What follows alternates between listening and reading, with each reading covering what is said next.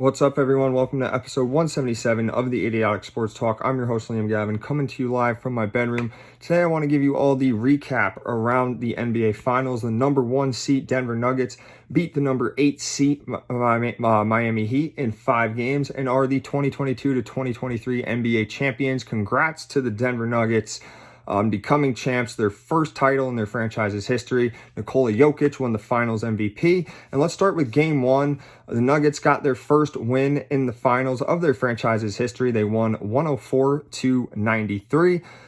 Jokic triple-double, 27 points, 14 assists, 10 rebounds. Jamal Murray had 27 points with 10 assists. Michael Porter Jr., 14 points with 13 rebounds. Aaron Gordon, 16 points. As for Bam Adebayo of the Heat, 26 points, 13 rebounds. Gabe Vincent, 19 points.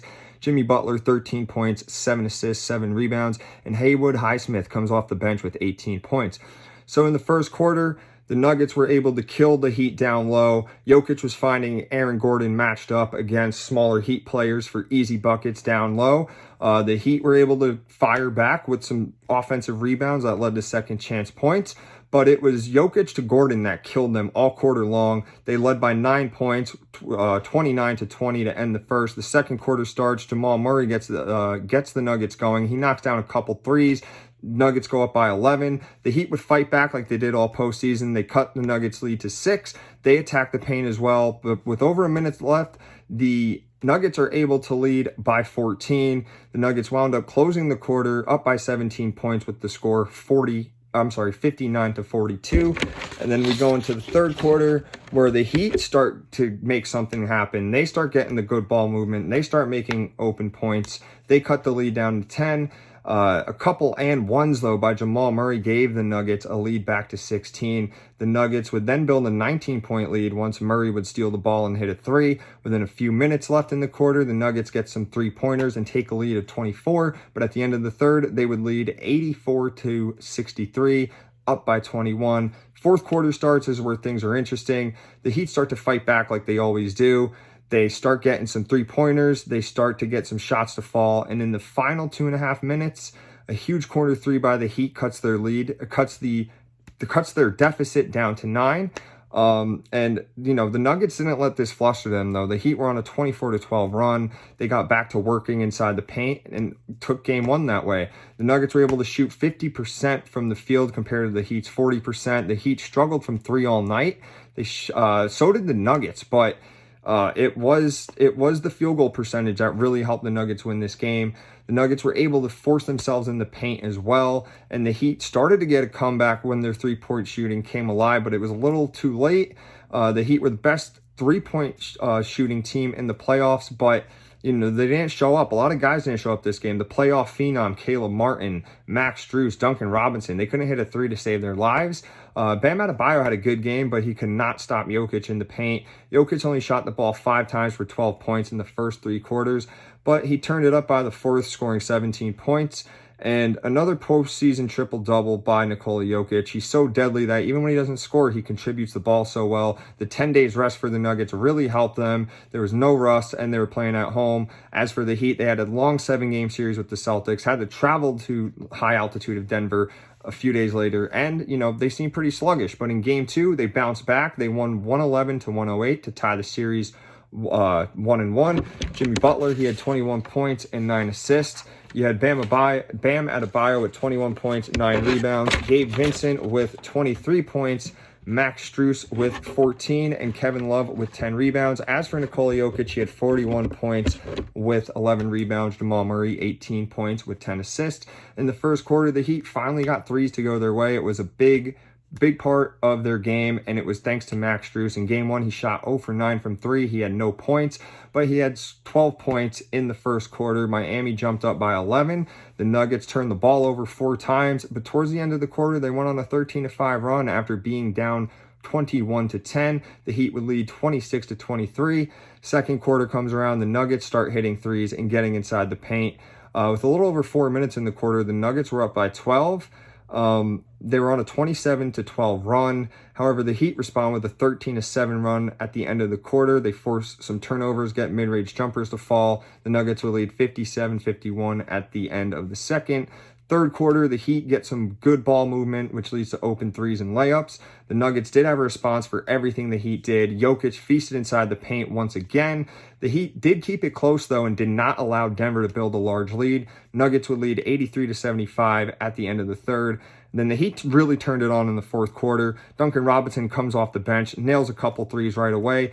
Gabe Vincent hits a three as well. The Heat go on an 11-2 run to start the quarter. They lead 86-85, and the Nuggets have to use a timeout. And it didn't matter that they use a timeout, because after Butler starts to heat up, he gets a couple threes, he gets an and one. Halfway through the quarter, the Heat are now up 98-91.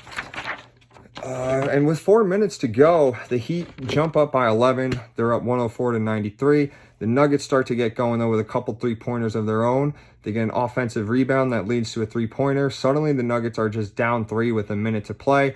Bam is fouled with 48 seconds. He goes to the free throw line, hits both of them. Jokic is able to get inside the paint and score. And now the Nuggets lead just 111-108. With 18 seconds left, Butler puts up a three, misses it. Nuggets get the rebound. The coach, Mike Malone, doesn't call a timeout. Murray tries to put up a three to tie, but misses it. The Heat hang on. The Nuggets had a way better field goal percentage, but the Heat were right there too. They were like, Nuggets shot 52%, but the Heat were able to shoot 48%. And they were shooting 48% from three too, something that they couldn't do in game one. The Nuggets struggled from three yet again. And the Nuggets played way better inside the paint yet again, outscoring the Heat and out-rebounding them. But the Heat's three-point shooting was what was really the main difference inside of this game. The Heat had a game plan that forced Jokic to be a scorer instead of a facilitator, and clearly it worked. He only had 4 assists. And the Heat made sure Jokic couldn't get the ball to his other scorers. Smart game plan that was executed correctly. Denver struggled on offense and defense. They are 0-4 when Jokic scores 40 or more points this postseason. They gave wide open shots to the Heat. And for the first time since 2016, the Heat got a win in Denver. Series is tied going back to Miami, but it's the Nuggets who win Game 3, 109-94 to take a 2-1 series lead. Jokic, 32 points, 10 assists, 21 rebounds, another postseason triple-double. Jamal Murray also had a triple-double, 34 points, 10 assists, 10 rebounds, and they become the first duo in NBA history and in the finals history to have a 30-plus point triple-double on the same team. There's no debate about it. They're easily the best duo in the league right now. I think it's fair to say that. Murray also became the first player in NBA history to have 3 straight games of 10 or more assists in the finals in his first 3 finals games. Aaron Gordon had a double-double, 11 points, 10 rebounds. Chris Brown, the rookie, had 15 off the bench. As for Jimmy Butler, 28 points, and Bam Adebayo, 22 points and 17 rebounds. Both teams were going basket for basket down in the paint. Bam Adebayo versus Nikola Jokic. The game is tied at 24 at the end of the first. Second quarter, the Nuggets continue to attack early. Jokic is setting up great plays for his teammates that are leading to wide open shots, but the Heat respond halfway through the quarter with threes of their own. Jamal Murray hits a three and a layup. Aaron Gordon follows with the dunk as a couple minutes remain. And those big offensive possessions help the Nuggets lead 53-48 at half. Third quarter comes around, the duo of Jokic and Murray were just killing the Heat with their shot-making and playmaking ability. Suddenly, the Nuggets are up by 11. The Heat call a timeout. They would get a couple buckets out of the timeout, but Jokic continued to dominate. The Nuggets then took a 14-point lead of 74-60. The rookie Chris Brown down the stretch of this quarter made back-to-back layups. He stole the ball that led to a layup. With 50 seconds left in the third, the Nuggets had a lead of 19, 82-63. The Heat closed out in a solid way, though. They got some threes to fall, and they are down 14 with the Nuggets in front, 82-68. So now we go into the fourth quarter, and the playmaking of Jokic and Murray just continue. They go on an 11-4 run. They're now up 21 points, 93-72. The Heat created a couple turnovers, though. They score off it, and they go on a 7-0 run to cut the Nuggets lead to 14. Nuggets call a timeout. The Heat fouled a couple times, but the Nuggets make their free throws. Jokic continued to attack the paint, and they'd have a 13-point lead with a little over a minute to play. Duncan Robinson gets quick back-to-back threes. The Heat are only now down 9 with a little over a minute to go, but the Nuggets hang on after making some free throws when the Heat fouled, and they take the win on the road. The Heat struggled with the field goal percentage and from three, had awful night shooting. The Nuggets struggled from three again, but they had a 51% field goal percentage in this game. The Nuggets basically lived in the paint, and although the Nuggets had 13 turnovers while the Heat had 4, they made it up with their scoring. The Nuggets responded to the Heat game plan from Game 2. Jokic was able to score, and he was also able to set up other players as well, something he couldn't do. And even when he wasn't facilitating, it was Jamal Murray who was the facilitator. And the Heat now had to worry about 2 players who were able to set up shots for their teammates. Jokic and Murray were so unstoppable at scoring as well. The Heat had no answers. It was a tough night for them in front of their home crowd. And when they tried to defend Murray and Jokic, they just found the next open guy on their team. And that brings us to Game 4, where the Nuggets take a 3-1 series lead with a 108-95 victory. Aaron Gordon, 27 points, 6 assists, 7 rebounds. Nikola Jokic, 23 points with 12 rebounds. And Jamal Murray, 15 points with 12 assists.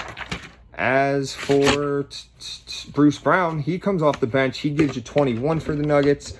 Jimmy Butler, 25 points, 7 rebounds, 7 assists. Bam Adebayo, 20 points and 11 rebounds. Kyle Lowry off the bench, 13 points, 7 assists. So both teams, like they have been doing all series, they start the game scoring in the paint. Halfway through, though, it's a low score. Nuggets lead 9-7. The next few minutes, though, the Nuggets knock down some threes. They get inside the paint. They're up 18-11. But in the final minutes of the game, the Nuggets miss a few shots, the Heat force some turnovers, and the Heat capitalize to close the quarter on a 10-2 run. They'll lead 21-20 at the end of the first. Second quarter starts exactly how the first quarter starts. First team attacking each other inside the paint. Jokic hits a deep 3. Murray then hits a deep 3 for Denver, but Jimmy Butler would hit a dunk. That would be the Heat's way of responding to what the Nuggets were doing, and the Nuggets would lead 36-34 halfway into the quarter. Gordon was unstoppable in this quarter for the Nuggets, too. He was scoring in the paint at ease, drawing contact, getting a couple slam dunks. The Nuggets led by 9 points at this time, but in the final seconds, the Heat were able to return the favor, score in the paint, but the Nuggets would lead 55-51 after 2 quarters. Denver had great ball movement to open the third quarter. Nuggets would lead by 10 with the score 65-55. Heat were forced to use a timeout after the Nuggets started red hot. The Heat come out of the timeout by sinking a couple threes to cut themselves out of that double-digit deficit. And halfway through the third, the Nuggets would lead 70-61. Shortly after, the Nuggets would lead by 13, though. But a Kevin Love and one layup, followed by a Duncan Robinson layup, causes the Nuggets to burn the timeout. Denver's unselfish ball movement leads to wide open shooters down the stretch of the third. The third quarter would end with the score being 86-73, with the Nuggets out front by 13. So now we dive into the fourth quarter, where the Heat struggled with the 3 all night, but they finally got it going in the fourth. Butler got an and 1. The Nuggets' 13-point lead is cut to 5. The Heat go on a 9-0 run to start the game. Jokic had to sit on the bench after picking up his 5th foul in the 9-minute mark. And you could tell the Nuggets' offense went stagnant after this. The Nuggets had to call a timeout to regroup. I'm sure besides me, everyone watching was thinking, oh man, here comes another fourth quarter comeback by this Miami Heat. But halfway through the quarter, the Nuggets would lead 94-87. Jamal Murray steps up, hits a couple threes. The Nuggets force a huge turnover off of Jimmy Butler, which leads to a basket, and now they're up 10 again with 3 minutes remaining, 97-87. Bruce Brown comes in clutch for Denver down the stretch. He gets a layup and an and 1. He gets another layup on the next offensive possession for the Nuggets. And, the Nuggets would go back up to 11 with 2 minutes remaining, 102-91. The Nuggets defense showed up in the final minutes of this game too. Another steal by the Nuggets leads to an open 3. The Nuggets are up 105-91, 14-point lead with 1:45 left. Bruce Brown clutched the game with a huge three-pointer for Denver. That gave Denver a 17-point lead. And after that 3 was made, the game was essentially won for the Nuggets. And the Nuggets just could not miss. They shot 49% from the field, and they got the 3 ball going, shooting 50%. The Heat shot 44% from the field, but they were ugly from 3. They shot 32% from 3. And the Nuggets, once again, outscored the Heat inside of the paint. The Heat were able to out-rebound the Nuggets. However, the Nuggets got 7 blocks inside the paint compared to the Heat's 3.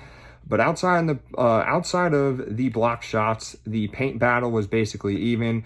The Heat really shot themselves in the foot with the turnovers. The Heat had 14 turnovers while the Nuggets had 6. The Nuggets defense was active all night. They had 11 steals. The Heat only had 2. And the Heat's bench really did show up too. They had 36 points while the Nuggets bench had 25. However, it was the starting 2 guards for the Heat, Max Strus and Gabe Vincent. They only combined for 2 points. Strus had his second game in the finals with 0 points. Gabe Vincent had 2 points, and not the performance you want to see from their starting guards. But the Nuggets were very sharp in every aspect of the game. They got it done on offense, and they got it done on defense as well. So now we're going to go into Game 5, where the Nuggets won the championship this game. They're able to win their first championship in franchise's history. They got the win 94-89, and Jokic had 28 points, 16 rebounds. Jamal Murray, 14 points, 8 rebounds, 8 assists. Michael Porter Jr., 16 points, 13 rebounds. Jimmy Butler, 21 points. Bam Adebayo, 20 points and 12 rebounds. So defense turned to offense in the first quarter for the Heat. They got a couple turnovers. They've got 5 quick points, but the Nuggets go on a 12-0 run by getting inside the paint. Heat used a timeout, and the Nuggets would lead 12-5 halfway through the quarter. But after falling behind 16-8, the Heat go on a 14-2 run, and they would briefly lead 22-18, and they closed the quarter 24-22 at the end of the first. Second quarter, the Heat continued to dominate the paint. Within the first 4 minutes of the second, they had 7 quick points and a 7-point lead of 34-27. The Heat would extend their lead to 10 after offensive rebounds led to a second chance layup, and they jump up by 10 points, 39-29. A big 3 for Kyle Lowry put the Heat up 42-37 halfway through the second. The Nuggets basically helped the Heat out by turning the ball over and making too many mistakes where the Heat capitalized off of. But the Heat were able to go up by 9 with the score 51-42 with 1 minute remaining, and they would go into halftime with the score 51-44 in favor for the Heat. So third quarter comes around, the Nuggets do what the Heat did. They start driving to the basket and scoring. The Nuggets got in rhythm early this quarter, but for everything the Nuggets did, the Heat had a way to counter back. But it wasn't until halfway through the quarter the game was knotted up at 60. The Nuggets could have hit a 3 to save their life this game, but it was Jamal Murray whose three-pointer made the game a tie, and with little over 2 minutes left in the third, we're knotted up at 64. Both teams exchanged three-pointers towards the end, but it was the Heat who would lead 71-70 at the end of the quarter. And then the fourth, the Nuggets opened up with great ball movement, open layups, open three-pointers. Nuggets scored 5 quick early points. Jokic started to take over the game by getting easy buckets in the paint. Halfway through the fourth, Nuggets led 81-76. The Heat started to do what they've done best all postseason, and that's fight back. Nuggets would lead 86-82 with 3 minutes remaining. Butler started to cook. He started to get some layups, and now the Heat were up 87-86 with 2.5 to go, with 1:30 remaining as the Heat had a 89-88 lead. Jamal Murray misses a mid-range jumper, but the offensive rebound by Bruce Brown that he put the ball back in, it gives the Nuggets a 90-89 lead. 30 seconds remain. Jimmy Butler makes a bad pass, stolen by Kentavious Caldwell-Pope. He wounds up fouled, makes both free throws, gives the Nuggets a 92-89 lead. Butler takes a well-contested 3, but he misses the ball. Bruce Brown gets the rebound, gets fouled, hits both free throws, and that would give the Nuggets the 94-89 lead with 14 seconds left. The Heat miss another 3. Nuggets get the rebound and are now NBA champs. The Nuggets had the better field goal percentage once again, 45%, while the Heat shot 34%. Both teams were awful from 3. The Nuggets shot 17% as the Heat shot 25%. And there was a big difference in the free throw shooting as well in this game. The free throw shooting did not go in the Nuggets' favor. They shot 56.5% from the free throw line, while the Heat shot 87.5% from the free throw line. And the turnovers and the missed free throws could have haunted the Nuggets this game. The Nuggets had 14 turnovers while the Heat had 8. And the Nuggets were able to establish themselves inside the paint like they've done all series long. They outscored the Heat 60-44 down there. They also out-rebounded them 57-44. And just what a win for the Nuggets. Closing out the series in 5 games on your home court to win the chip. Such a resilient group of players this squad is. They had a poor night shooting. They couldn't stop turning the ball over, but they still found ways to win. That's what great coaching and great players will do. As for the Heat, they had a really rough night. They couldn't shoot the ball, and they just couldn't recover from that. They came close to forcing a Game 6 back in Miami, but the missed shots and crucial turnovers down the stretch, particularly by Jimmy Butler, really just hurt them and haunted them in the end. We look at the series stats. Jokic averaged 30.2 points per game, 14 rebounds per game, 7.2 assists per game. Jamal Murray, 21.4 points per game, 10 assists per game. Aaron Gordon, 14 points per game, 7.4 rebounds per game. Michael Porter Jr., 9.6 points per game with 8.4 rebounds per game. And Bruce Brown had 11.5 points per game off the bench. We look at the Heat with Jimmy Butler, 21.6 points per game with 6.4 assists per game. Bam Adebayo, 21.8 points per game with 12.4 rebounds per game. And Kyle Lowry had 10.5 points per game off the bench. So the field goal percentage goes to the Nuggets. They shot 49.7% throughout this series in the 5-game series, while the Heat shot 41.1%. The three-point advantage went to the Heat. They shot 34.2% from three, while the Nuggets shot 33%. The free throw percentage also goes to the Heat, shooting 88%, while the Nuggets shot 76%. But here's where the Nuggets really won the series. The Nuggets had 232 total rebounds in this series. The Heat only had 188. The Heat did, however, have 48 offensive rebounds, while the Nuggets had 44. But then again, it was the presence in the paint. Yet again, the Nuggets had 262 paint points. The Heat had 206. The Nuggets also had 25 blocks, while the Heat had 21 blocks.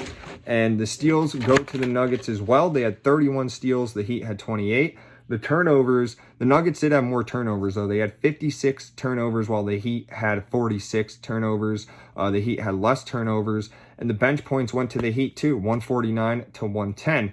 The Nuggets were able to shoot the ball way better than the Heat, though, especially from the field the whole series. And although the Nuggets really struggled from three, so did the Heat too, which was weird to see because the Heat were the best three-point shooting team throughout the playoffs. The Nuggets worked the Heat in the paint, though. Jokic and company were able to just score at will down there and grab a bunch of rebounds. The Nuggets were supposedly a bad defensive team this season, but in this series, they had more blocks and steals than the Heat. The Heat's bench was able to score more than the Nuggets bench, but other key players from the Heat starting five, such as Max Strus and Gabe Vincent, had a really rough series. Butler didn't have the best series either. I feel bad for Butler because he's now 0-2 in the finals, but his Himmy Butler crap that all his fans were spewing out, all that comes to an end. And to be honest with you, I think Bam Adebayo was the best player for the Heat in this series. Obviously, Tyler Hero and Victor Oladipo being out with injury showed once again. Wasn't great that they were missing two good guys on their squad. Caleb Martin, who balled out this postseason, he disappeared this series. He completely vanished. He torched my Celtics and said, you know what, that's enough. I'm out of here. I'm not showing up for a championship. But you know who did show up for the championship? Nikola Jokic continued to dominate the finals like he's done all postseason long. Amazing series by him. Jamal Murray played great as well. Even when he didn't score, his playmaking abilities led his squad to victories. His facilitating came up big in this series. He's the first player in NBA history to have 10 or more assists in his first 4 finals games played. And then there's Aaron Gordon, the unsung hero of this series. On nights Jokic and Murray struggled, he picked up the slack. His defense was also phenomenal throughout these finals. They were phenomenal all postseason long. He just really an unsung hero, like I said, of this series. Other players stepped up well. Porter Jr., KCP, Bruce Brown, and the rookie Chris Brown. They all got their shots off when their team depended on them. They didn't go crazy scoring every night, but they knew their role and perfected it amazingly. Mike Malone was the only coach I've seen in recent memory, especially this postseason, to have a counter for whatever Eric Spoelstra threw at him, which is wild because Spoelstra has completely out-coached every single coach he's faced this postseason. Take it from me. I'm a Celtics fan, and yeah, he completely tore us apart. And the Nuggets now won their first franchise title in their history. They they did it after doing one finals appearance. A lot of people, myself included, said the Nuggets were a fraudulent team or to get exposed, but they made us eat our words. People say, oh, they faced an 8th seed in round 1, a 4th seed in round 2, a 7th seed in the Western Conference Finals, and they played a play-in team that was an 8th seed in the finals. Easy path, but there's no such thing as an easy path to a championship. They faced whoever was put in front of them, and they won, and that's what really matters at the end of the day. Obviously, I'm not a Nuggets fan by any means, but I have a ton of respect to them. It's hard to not like this squad with the players on it. I mean, you look at Jokic, the team's leader, chubby kid from Serbia who drank a gallon of Coca-Cola every day, but now he's an NBA champion, a finals MVP, and a 2-time regular season MVP. And when it's all said and done, I think he's going to be the best center and big man of all time, and arguably the best passer of all time. I mean, he's already the best passing big man of all time by a country mile, and some consider him a top 5 center already, and it's kind of hard to argue that. And now we look at Jamal Murray. In 2019, he had 48 points against my Celtics. He took a 3 in the final seconds of the game to get him a milestone of 50 points. The Nuggets had a 10-point lead at this point already. The game was already over. He missed the 3-pointer, though. It was pretty disrespectful of him. That's how I saw it. Kyrie Irving even threw the ball in the stands after. He thought it was disrespectful, too. So I sort of disliked him. But after 2 devastating knee injuries, he's bounced back in such an incredible way. So now it's hard to root against him. He's worked so hard to where he is now, and it paid off with a championship. And then there's Aaron Gordon. I became a big fan of this guy 3 years ago. He was on TNT doing a little interview, and he was high as a kite. You could tell Shaq was calling him out. Who knows if he was truly high, but, he looked stoned to the bone. He really did. It was a funny video. It's on YouTube. But he was a big cornerstone for this Nuggets team, especially on the defensive side. He locked up players in this postseason, such as Karl Anthony Towns, Kevin Durant, LeBron James, Jimmy Butler. Just a really key piece for this Nuggets team. He came a long way after getting robbed in the dunk contest and playing for Orlando. Good to see him win his championship. Then there's Michael Porter Jr., another guy who was labeled a bust because he could not get over the back injuries. He was labeled a bust. We wouldn't even know if he was able to play again, but he bounced back in a big way. There's Kentavious Caldwell-Pope. Before winning a ring with the Nuggets in 2020, he won a ring with the Lakers. An underrated shooter and underrated defender who already had that championship experience to provide to the team. There's Bruce Brown, former Net, who couldn't get a ring with Kyrie Irving and Kevin Durant on the Nets. So the Nuggets took a chance on him, and it paid off. He showed up big throughout the playoffs coming off the bench. There's Jeff Green, former Celtic, an NBA OG, an NBA veteran. So happy he got his ring. In 2012, he had to get an open heart surgery. They didn't know if he would play again, but he's obviously able to play. NBA champ now. There's DeAndre Jordan, another NBA OG and NBA veteran.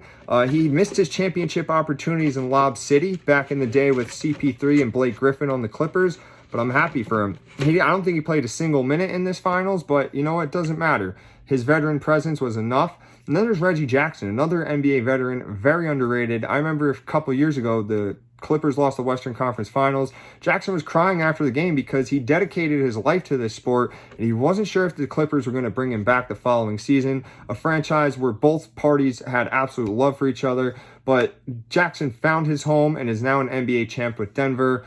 Point being is that this Nugget squad's pretty random, but sometimes it's the teams you don't expect to go all the way that win the championship. And then hats off to Mike Malone. Excellent job coaching this squad. The Nuggets are going to be a big problem in the future, especially when this team stays together. I can see them winning more than just one championship down the road. And as for the Miami Heat, respect to you guys for sure. I hate you guys because you always beat my Celtics, but I can't just disrespect you guys. I got to honor my respect and show love where it's due. This team lost their first play-in game. They were down 3 points in 3 minutes from losing their second play-in game and not even making the playoffs. They snuck in as the 8th seed and went on a hell of a run. Beat the number 1 seed Bucks, beat the 5 seed Knicks, beat my Celtics, the number 2 seed in the conference finals. Heat culture is a real thing. They're the definition of never quitting. Easily the best 8th seed in NBA history. Cole Spoelstra has done an excellent job coaching this squad up. Jimmy Butler is one hell of a leader. One guy that will not take no for an answer.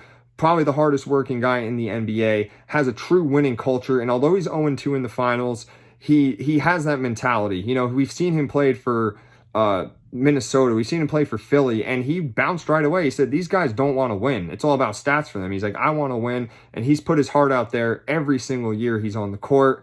And everyone else on that team, every role player, they know what to do. A lot of those guys were undrafted, and they've came a long way in their career. They'll be around to compete for a while, which kind of makes me angry as a Celtics fan, because we're probably going to have a lot of Eastern Conference finals against these guys, and just an awesome finals all around. A lot of people said, oh, this would be the most boring finals of all time. These finals are going to suck. I'm not going to tune in.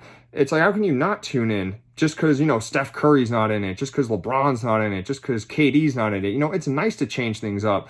Think about from 2015 all the way to 2018. We had 4 seasons of LeBron versus the Warriors, and really the only good series was when LeBron came back from 3-1. Other than that, it's like the Warriors spanked them. They swept them the one year, beat them in 5 once they got Durant. And it was like, I still watched, but it was like, come on, like, are we really going to get the same thing over and over again? So it was very nice to see something for a change. Very happy for the Nuggets. And yeah, that's the recap for the NBA Finals of this year. I can't wait for next year. It's sad that the NBA season's over, but smile because it happened. Don't forget, though, remember to subscribe to my YouTube channel. Follow me on my Instagram. Do what you can to like, share, and promote my content. And have a wonderful night.